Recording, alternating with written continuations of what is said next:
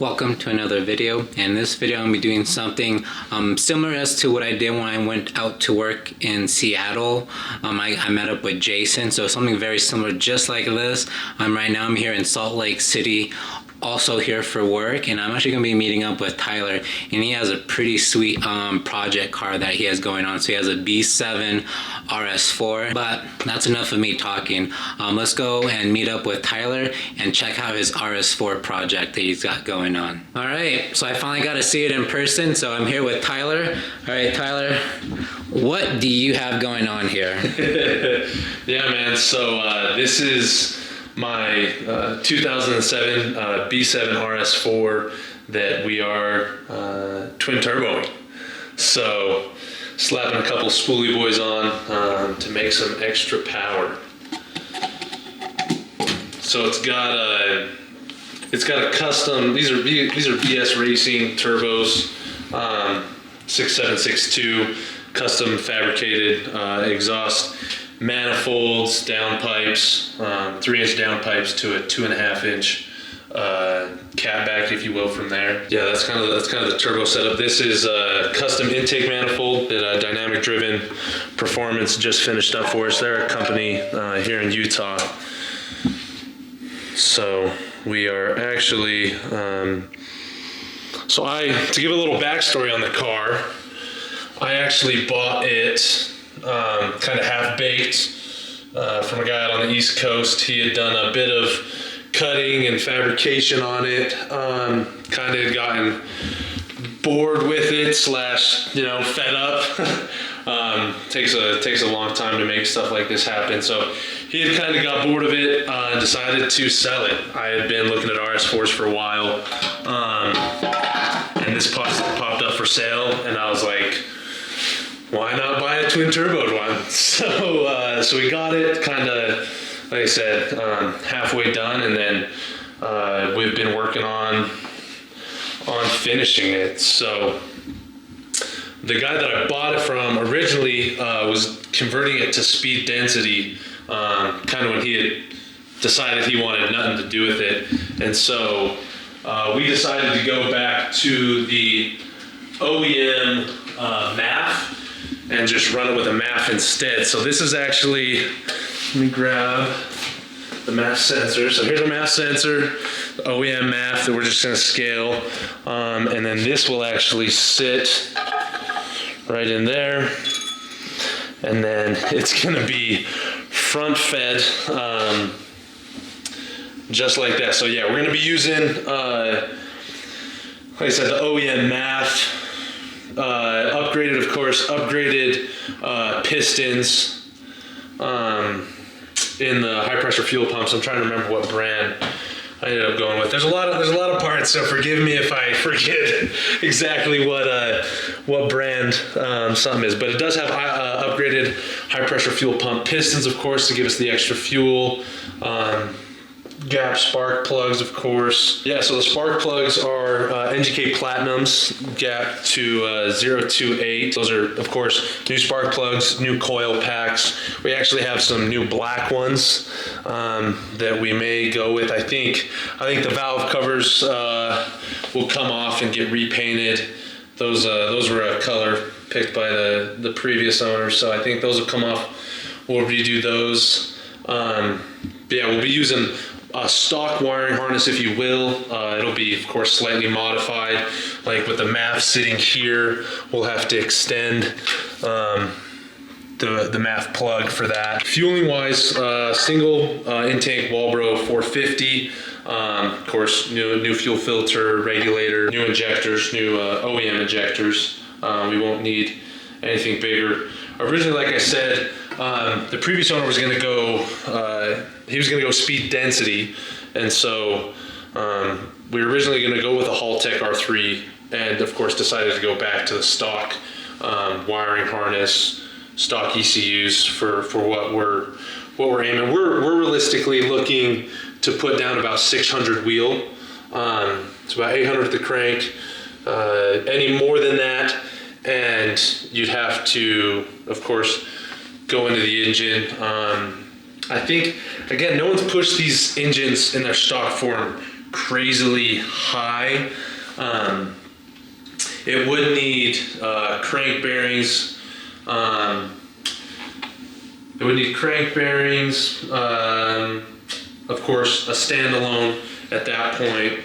You'd have to go port injection versus direct injection. We stuck with the direct injection just to make it simpler and get it running faster.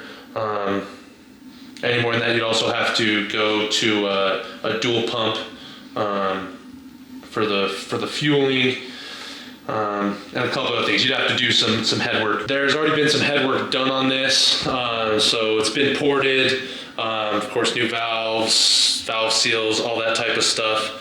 So it's been ported and polished, but the rods, all the internals on this engine will be totally good for the 600 wheel we're looking to push. And this will be more of a track / weekend fun car. It won't be as much of a straight line drag racing. You'll see a little, maybe a little bit of roll racing. It'll get some digs, straight line, but really the purpose is to, go kill some Porsches on the track. That's kind of the idea behind it. So we have some cool stuff. As you guys can see here, like that rear coolant tubes had to be modified. We're actually running the coolant underneath the intake manifold. You can kind of see how that intake manifold's raised up. We're running it underneath the intake manifold to the front of the radiator here. Of course, this crash bar, radiator, overflow cans, washer fluid, power steering, all of this has been custom fabbed by the previous owner. So that was really nice. Like I said, he did a little bit of the legwork to get things set up. It's just kind of us kind of finishing and kind of doing all the annoying stuff, the time-consuming stuff. So there's been a bit done there. Of course, I don't know if we already got these tail 38 millimeter wastegates there. We are recirculating the exhaust gas as well back into the downpipes just to keep it streetable for the most part. We were thinking about doing some screamers out the hood or the fender, but then at the end of the day decided to keep it recirculated, so it's a little bit more. Doesn't attract as much unwanted attention from the police. That's really what it comes down to. Yeah, nobody wants police attention. I mean, not even me. I'm nothing against the police, but getting a speeding ticket is not the funnest thing. Trust me. So let's see. We've talked about our ignition setup, right? We've talked about our fueling. Again, just kind of a little modified, right, to feed those high pressure fuel pumps. But again, for the most part, it's pretty stock. So for air, like we've already seen, that custom intake manifold. This is our custom MAF setup, and then this is our custom feed there. These are our intercoolers. These are air-to-air intercoolers that are actually an upgraded version for the C5 RS6 that we decided to kind of utilize. Instead of getting some custom built, we decided to utilize these in this, as it's going to be very similar. So I'll kind of place this over here and give you guys an idea of what that's going to look like. I'll place it on this side. We've got a little bit better lighting. So that essentially is going to sit right there. So it's going to be a super short,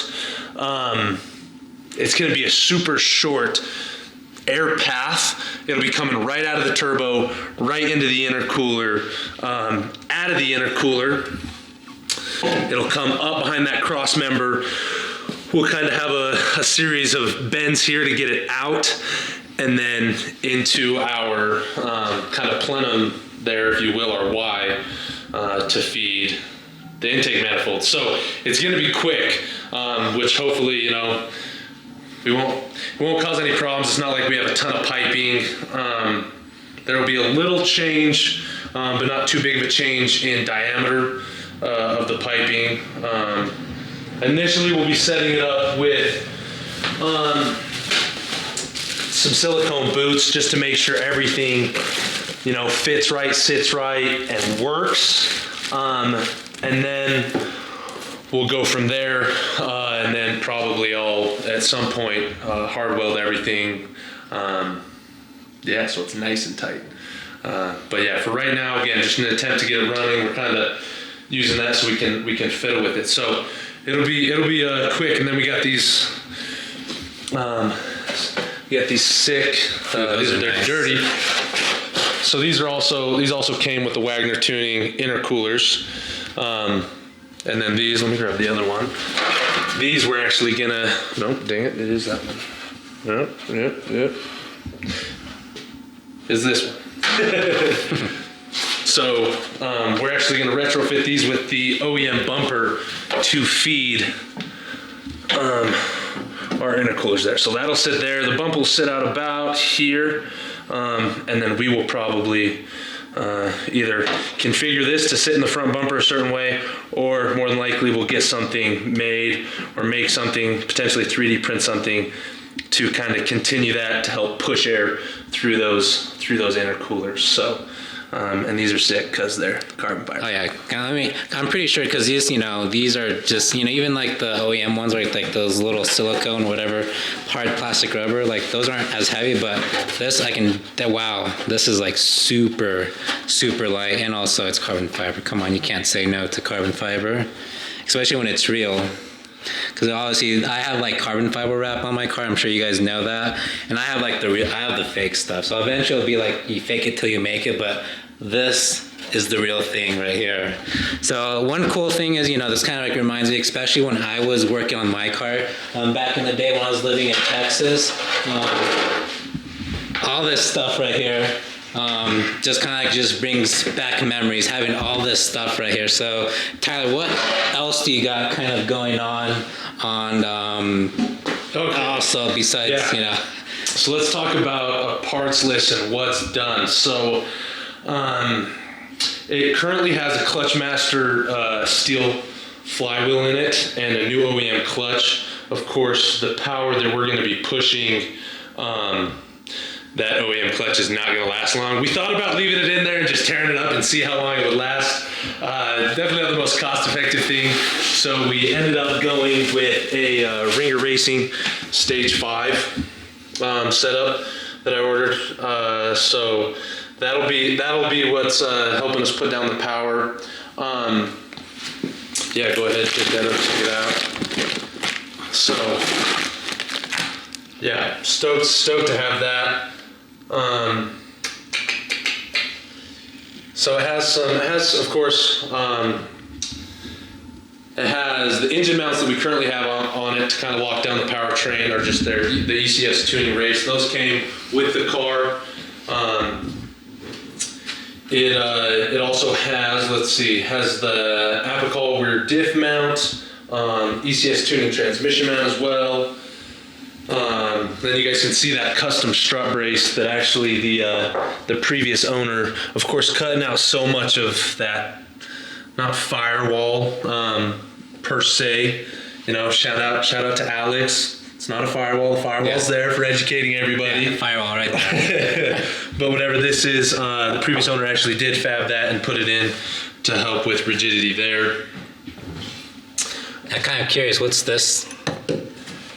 That is a great question. I have no idea. I guess we have not gotten far enough along to find a use for it, but we probably will. I think it's a mount of some sort. Okay.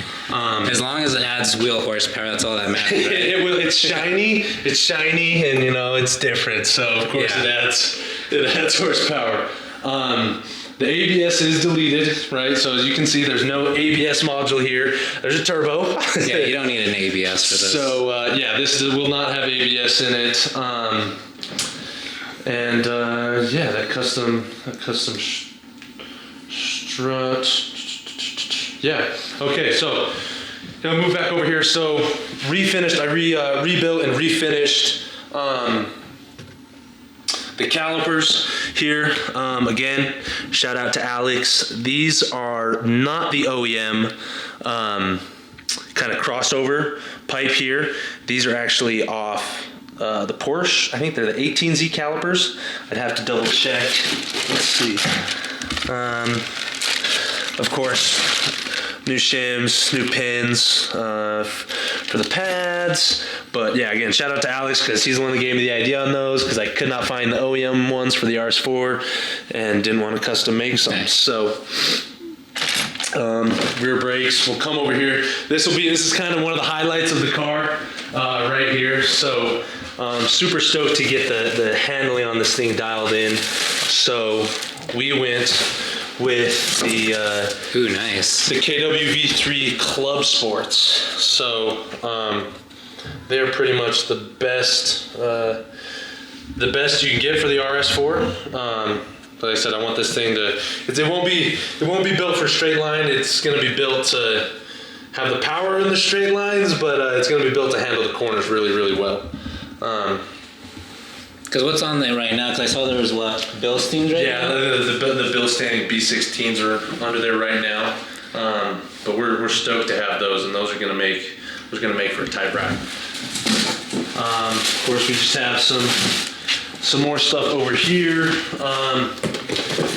Going with some EBC. So we got our rotors. Right now we're sticking with OEM rotors. Just had these ones actually resurfaced recently just so that there's no issues breaking in new pads, of course. So we're gonna stick with the OEM rotors for now. I've heard a lot of people kind of talk about them going through stock brakes pretty quickly and also eating stock brakes, getting some brake fade when they're pushing it really hard.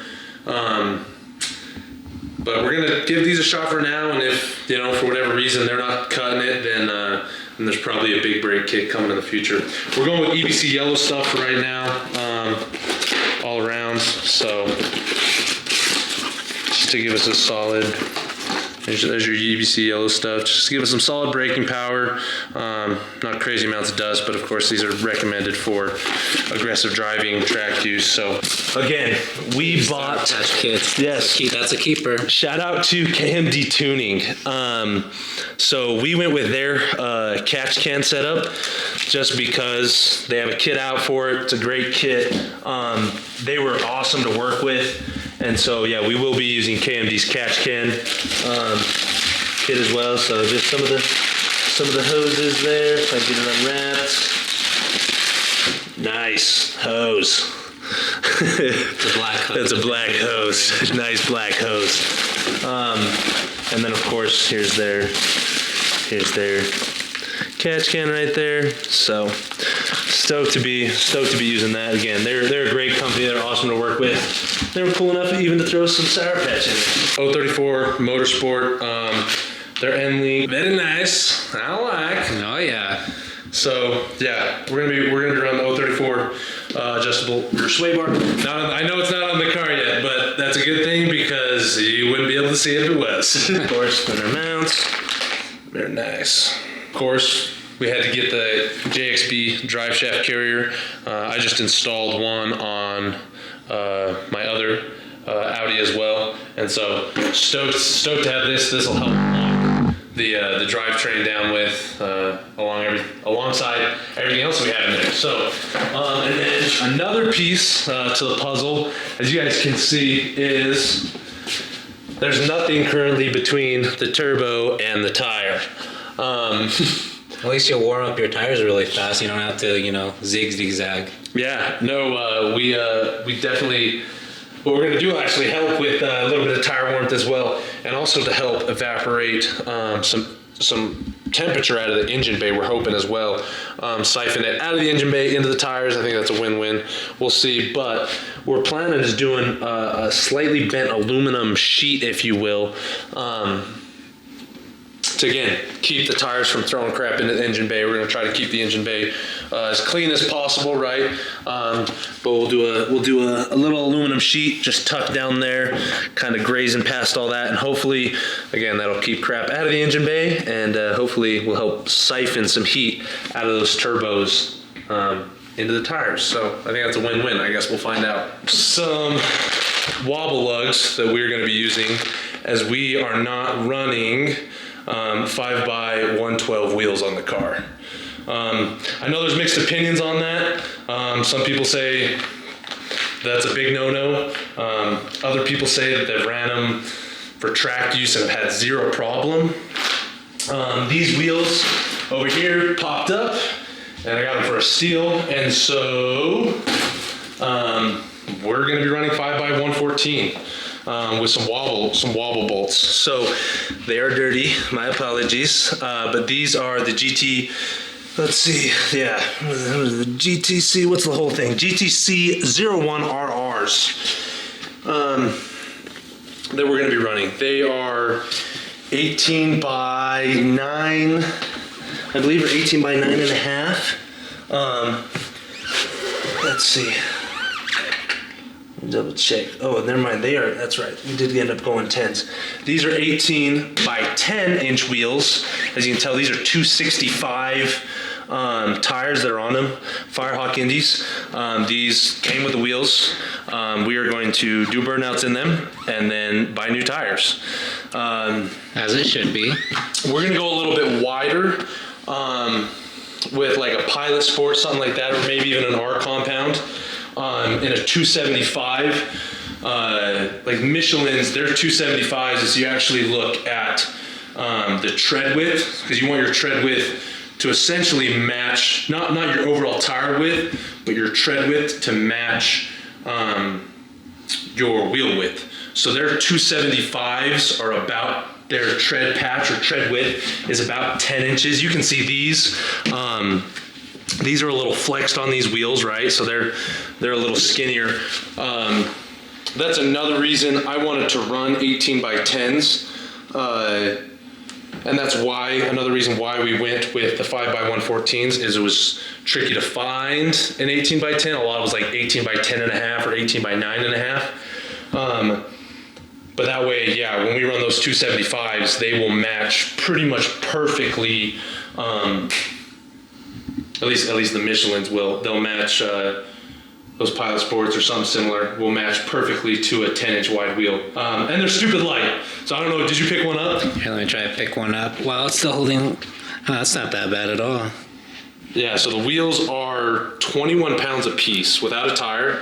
They're 21 pounds a piece. OEM wheels, the Le Mans, are 29, which is still stupid light, especially if you know your wheels. Yeah. That's insanely light, especially for an OEM wheel. Yeah, it's insanely light. So most of your aftermarket wheels, whether they're cast or even forged, are gonna be 29 pounds or heavier. Most of your cast wheels will be like 35, 40 pounds, which is insane. I don't think a lot of people realize that. No, because I think because I have VMRs and mine are like, so mine are 18 by 8.5, and I think they're about 30 pounds. So, and they're just 18s. So Yeah.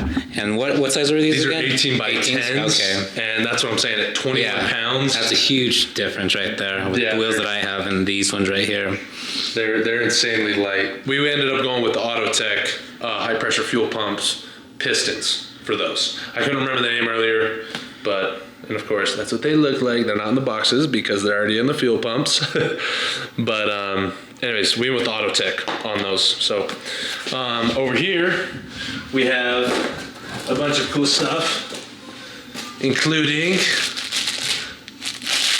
our new line cutters. Look at those Vibrant Performance line cutters. These are not for trees, contrary to popular belief. These are for lines. Or breaking locks. Oh, yes, or breaking locks. But we won't discuss that. We'll talk about that off camera then. Exactly. So, what we have over here is a bunch of more Vibrant Performance stuff. So, this is pretty much all the fittings and tools and lines we need for oil and coolant supply and return. So as you can tell, the lines are not yet built. That is on the to-do list. But that is what we will be doing with all this stuff. So got a bunch of different lines, a bunch of different fittings. We got some big boys as well here. Got some big boys as well. So just more stuff. So actually we'll do a quick little in-depth take on this. So on this side, this is we're doing an intake take on this because this was a pain in the butt to, not a huge pain in the butt, but we went over and over and over it again on what we're gonna do and how we're gonna do it. So we also, here we have, we're gonna have a coolant outlet from the turbo. We're gonna have an alternator alternator there and oil cooler, coolant lines all coming together and feeding in here. So 3 into 1. We thought about doing a little machined block, kind of another little reservoir plenum here to kind of get all that coolant. We thought about doing like a variety of different stuff, and this is one of the pieces that we will be using to essentially take coolant from the alternator, the oil cooler, and then the turbo as well. So anyways, fun little piece there. Interior is pretty bland. You know, we got our little headlights here. These are actually some nice eBay customs. So. All right, my taillights are eBay, so I don't feel guilty about that at all. But these do look pretty sick. So I'm stoked for these. Our binder with everything in it. Wiring diagrams. This is one thing from the previous owner that was it was really nice that we got with the car. Wiring diagrams, parts list. Apparently this was a little interesting fact is this car was part of a narcotic enforcement team. Oh, nice. You find any goodies in here? Back in Pennsylvania. We did not, but it was really interesting because everything was billed to Montgomery County District Attorney, narcotic enforcement team. So I hope I'm not, getting anyone into trouble, but our narcotic enforcement team was driving this thing around, which is kind of crazy. But yeah, bunch of receipts for everything. Really that makes cool. you start to think how many deals this car actually did. Right?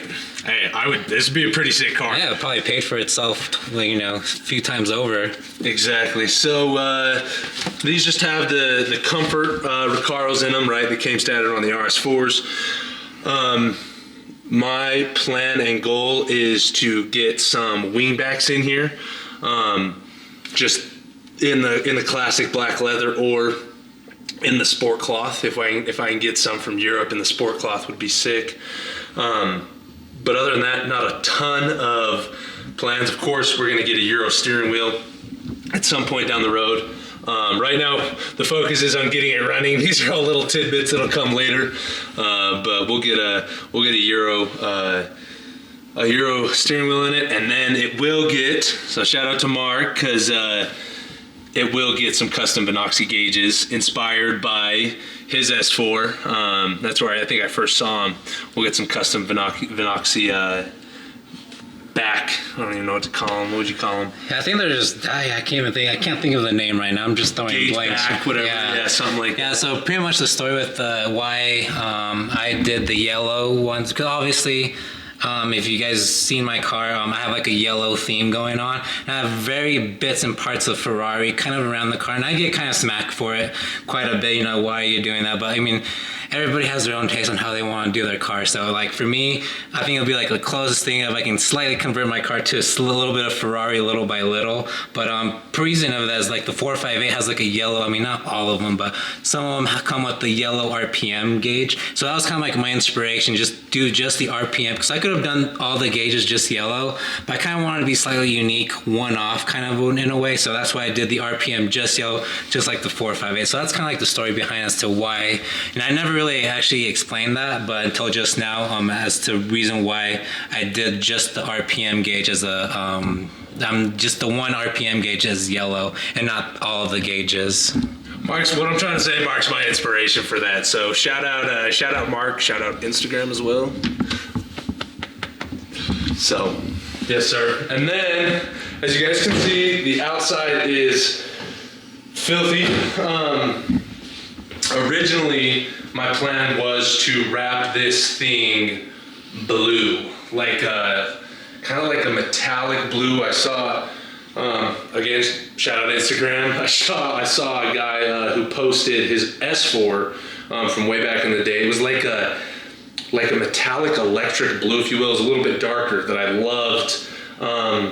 And so we thought about doing that, but then a buddy of mine owns a wrap business here in Utah, and he showed me some PPF. It's actually not wrap, it's PPF.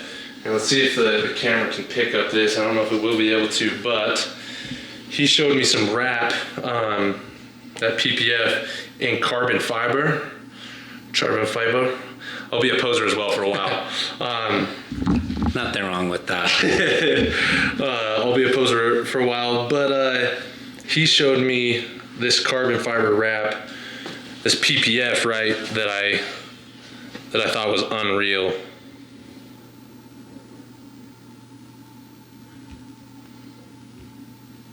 Yeah, So I don't know if that's picking it up, but and honestly, it looks real, and yeah, it looks good. And so, anyways, yeah, he owns Utah Paint Protection Film. Let me see the exact name. Yeah, Utah Protective Films. So check out Utah Protective Films. They got some cool PPF. But it'll eventually get wrapped carbon fiber, and I think the wheels and the little tidbits we're gonna do here and there, I think it'll look really, really, really good. And yeah, again, we're trying to get the car running so the Mark can come back, and then we can do another video of actually going and ripping it. So. And also, Tyler has an Instagram account for his car, and it's called Baddie Builds. Sorry if I just butchered that, but I'm gonna post a screenshot here on the side, and also the link down in the description. So go make sure you go follow Tyler and see more updates. You know, after I leave, the more updates he does with his car. All right, so this is a pretty sweet build. Like, it's one thing to see, you know, his posts on the Facebook page, but it's definitely like one thing to see it in person. Just like when I went to go and hang out with Jason in Seattle. It's like, it's one thing to see things in picture or in video, but it's a totally different experience when you actually get to see somebody else's build, what they're doing, what they're working on. And that's like the awesome thing that I'm able to do this so far. So again, I want to thank Tyler for his time, welcoming me to his garage, what he's doing to his car, and all the future plans he has going on. So I'm going to end that video here, and then there'll be a part 2 to this video. So he has another Audi as well, so be on the lookout for that video. And like always, hope you guys have a good one. You guys enjoyed this video, and I'll see you guys on the next one. Bye.